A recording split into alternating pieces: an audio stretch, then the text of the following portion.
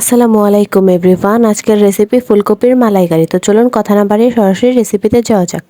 প্রথমে কড়াইয়ে বেশ কিছুটা পানি দিয়ে দিয়েছি। এবার এতে দিয়ে দিচ্ছি ছোট করে কেটে রাখা ফুলকপি, সাথে দিলাম সামান্য পরিমাণ লবণ।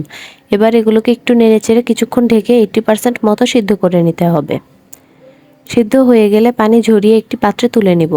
এবারে ব্লেন্ডারে একে একে দিয়ে দিচ্ছি পেঁয়াজ বেরেস্তা, এলাচ, লবঙ্গ, গোলমরিচ, কিছুটা দুধ, কিশমিশ, বাদাম, কাঁচামরিচ, নারকেল কোড়ানো দিয়ে সবগুলো উপকরণ খুব ভালো মতো ব্লেন্ড করে নিব।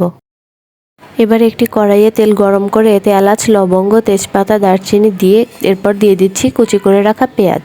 পেঁয়াজটাকে হালকা কিছুক্ষণ ভেজে নিব। পেঁয়াজের রঙটা পরিবর্তন হয়ে আসলে এবার এতে আগে থেকে সিদ্ধ করে রাখা ফুলকপিটা দিয়ে দিচ্ছি। সামান্য পরিমাণ ঘি অ্যাড করে দিচ্ছি।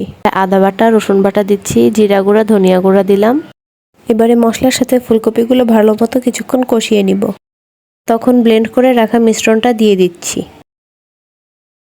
এবারে এই মশলাটার সাথে ফুলকপিগুলো ভালো মতো কষিয়ে নিব।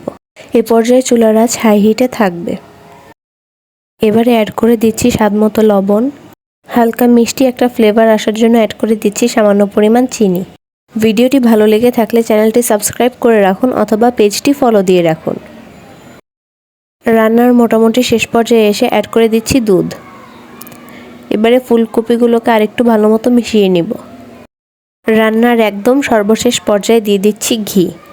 ঘিটাকে দিয়ে কিছুক্ষণ নেড়েচেড়ে নামিয়ে নিলেই তৈরি হয়ে যাবে আমাদের ফুলকপির মালাইকারি। ব্যাস, তৈরি হয়ে গেল আমাদের ফুলকপির মালাইকারি। এবারে উপর দিয়ে একটু পেঁয়াজ বেরেস্তা দিয়ে গার্নিশিং করে দিলাম। শীতের সিজনে এই রেসিপিটা মাস্ট ট্রাই করা উচিত। Thanks for watching, subscribe for more.